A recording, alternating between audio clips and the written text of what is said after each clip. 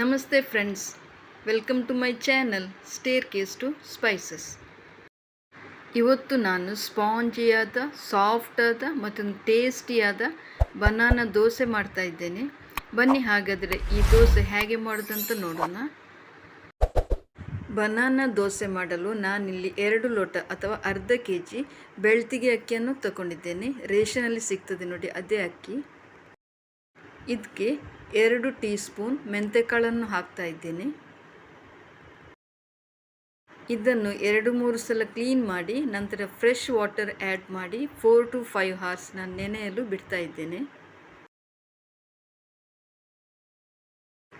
5 hours ನೆನೆದ ನಂತರ ನೆನೆದಂಥ ಅಕ್ಕಿ ಮತ್ತು ಮೆಂತೆಯನ್ನು ನಾನು ಮಿಕ್ಸಿ ಜಾರಿಗೆ ಹಾಕ್ಕೊಳ್ತೇನೆ. ಅದರ ಜೊತೆಗೆ 1 ಸೌಟು ಬೆಂದ ಅನ್ನವನ್ನು ಹಾಕ್ತಾ ಇದ್ದೇನೆ. ನಂತರ ಇದಕ್ಕೆ 5 ಬಾಳೆಹಣ್ಣನ್ನು ಕಟ್ ಮಾಡಿ ನಾನು ಹಾಕ್ಕೊಳ್ತಾ ಇದ್ದೇನೆ. ನಾನಿಲ್ಲಿ ಕದಳಿ ಬಾಳೆಹಣ್ಣನ್ನು ತಗೊಂಡಿದ್ದೇನೆ. ನಂತರ ಇದಕ್ಕೆ ಅರ್ಧ ಬೌಲ್ ತೆಂಗಿನ ತುರಿಯನ್ನು ಹಾಕ್ಕೊಂಡು ಸ್ವಲ್ಪ ನೀರನ್ನು ಹಾಕಿ ನಾನು ಗ್ರೈಂಡ್ ಮಾಡಿ ತರ್ತೇನೆ. ಉಳಿದ ರೈಸನ್ನು ಸೆಕೆಂಡ್ ಟೈಮ್ ಹಾಕಿಕೊಂಡು ಗ್ರೈಂಡ್ ಮಾಡಿ ತರ್ತೇನೆ. ಗ್ರೈಂಡ್ ಮಾಡಿದ ಹಿಟ್ಟು ಈಗ ರೆಡಿಯಾಗಿದೆ. ಇದು ಸ್ವಲ್ಪ ಥಿಕ್ನೆಸ್ ಇದೆ, ಅದಕ್ಕೆ ಸ್ವಲ್ಪ ನಾನು ಮಿಕ್ಸಿ ತೊಳೆದ ನೀರನ್ನು ಹಾಕ್ತೇನೆ. ಇದನ್ನು ನಾವು ಜಾಸ್ತಿ ತೆಳು ಮಾಡಬಾರ್ದು. ಸೆಟ್ ದೋಸೆಯ ಹಿಟ್ಟಿನ ಹದಕ್ಕೆ ತಂದರೆ ಸಾಕು. ಇದಕ್ಕೆ ಅರ್ಧ ಸ್ಪೂನಷ್ಟು ಸಕ್ಕರೆಯನ್ನು ಹಾಕ್ಕೊಳ್ಬೇಕು. ಸಕ್ಕರೆಯನ್ನು ಹಾಕ್ಕೊಂಡ್ರೆ ಟೇಸ್ಟ್ ಚೆನ್ನಾಗಿ ಬರ್ತದೆ. ಸಕ್ಕರೆ ಸ್ವೀಟ್ನೆಸ್ ಮತ್ತು ಬಾಳೆಹಣ್ಣಿನ ಸ್ವೀಟ್ನೆಸ್ ಎರಡೂ ಮಿಕ್ಸ್ ಆಗಿ ಒಂದು ಒಳ್ಳೆಯ ಟೇಸ್ಟನ್ನು ಕೊಡ್ತದೆ. ಇನ್ನು ಇದನ್ನು ಚೆನ್ನಾಗಿ ಮಿಕ್ಸ್ ಮಾಡಿ ಓವರ್ ನೈಟ್ ಫೆರ್ಮೆಂಟೇಷನ್ಗೆ ಇಡೋಣ. ಈಗ 8 hours ಆಗಿದೆ. ಹಿಟ್ಟು ಚೆನ್ನಾಗಿ ಹುಳಿ ಬಂದಿದೆ. ನೋಡುವಾಗಲೇ ಗೊತ್ತಾಗ್ತದೆ ಸಾಫ್ಟ್ ಆಗಿದೆ ಹಿಟ್ಟು.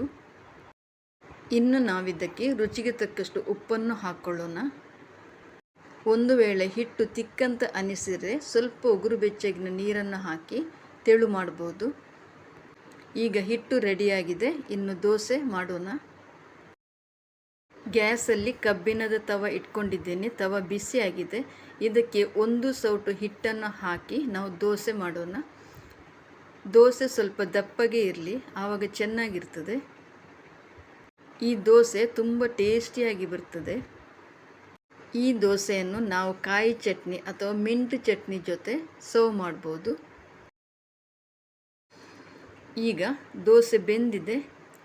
ಕಣ್ಣಾದ ದೋಸೆ ಈಗ ರೆಡಿಯಾಗಿದೆ.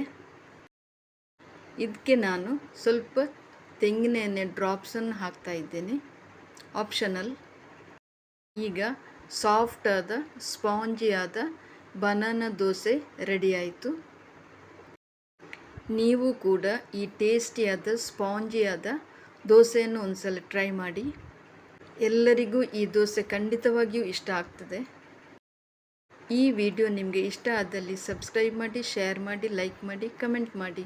ಇನ್ನು ನಿಮ್ಮ ಭೇಟಿ ಮುಂದಿನ ಹೊಸ ವಿಡಿಯೋದೊಂದಿಗೆ. Thank you. Bye. Take care.